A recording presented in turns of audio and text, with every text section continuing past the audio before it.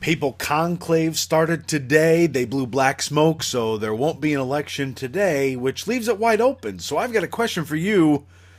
Habemus papam?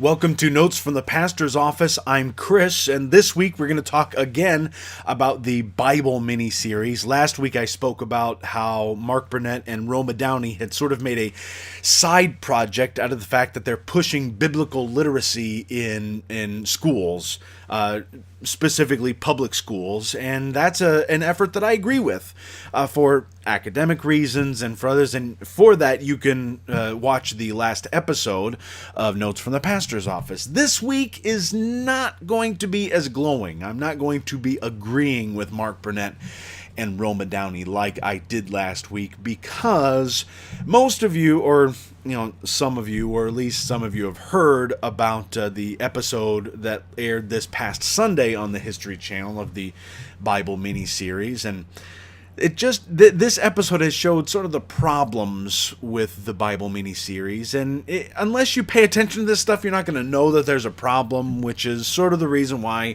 I bring it to you, and not to discourage you from watching it, because I'm going to be watching it. I'm going to be spending my time on Sunday nights watching this miniseries because it is one of those cultural events, and it's something that as a pastor I sort of need to be plugged into to be able to talk with people and answer questions and things like that, which is part of a pastor's job. But this episode pointed out three pretty important problems wrong with this miniseries, and that's the issues of ethnicity, race, and gender.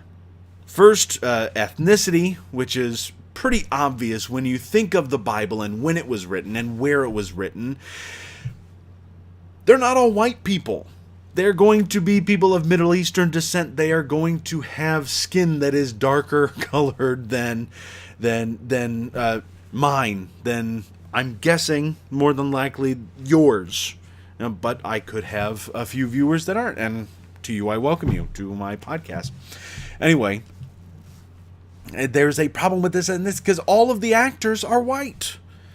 It's a quite literal whitewashing of what actually took place, and you would think that this wouldn't have been a problem because we've gotten past sort of those problems with race in Hollywood, where we're actually starting to cast people in their proper roles, and we understand these things better, but Mark Burnett and Roma Downey failed to do that, so we have this problem with ethnicity in the Bible miniseries, which doesn't become a problem, but then becomes an even larger problem when we talk about race, because who do they cast as the strongest and biggest character in the Old Testament? Because we haven't gotten to the New Testament yet, but they cast a large Afro-British man to play Samson.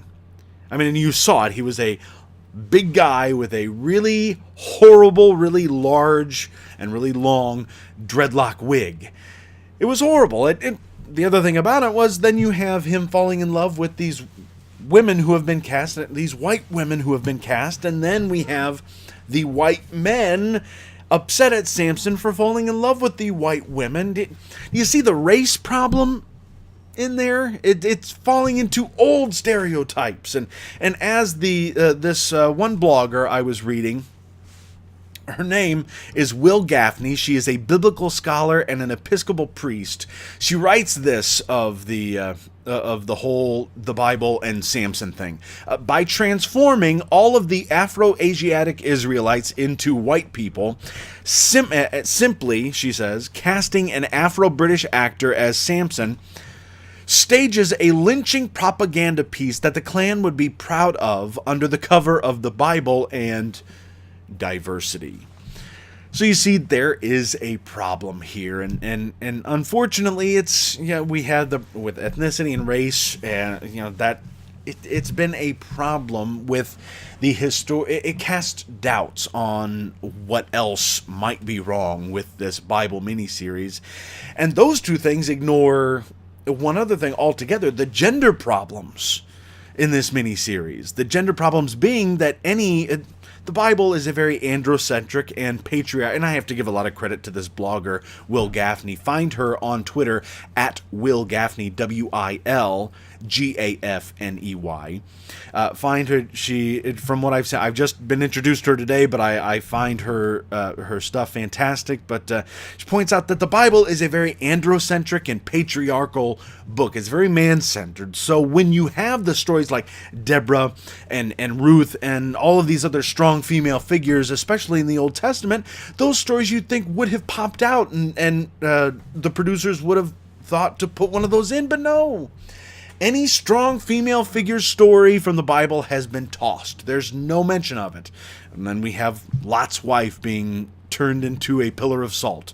That's pretty much the story. And then Rahab and the story of Joshua. You know, there have been a couple, but they're not these strong female figures. So there are problems with the ethnicity and the race and the gender issues with this miniseries. And for people who are geeks and pay attention to that sort of stuff, you know, I'm a history major and I pay attention to the pop culture. And when there are problems like that, I pick up on them. And so it may have not even registered to you, and that's fine.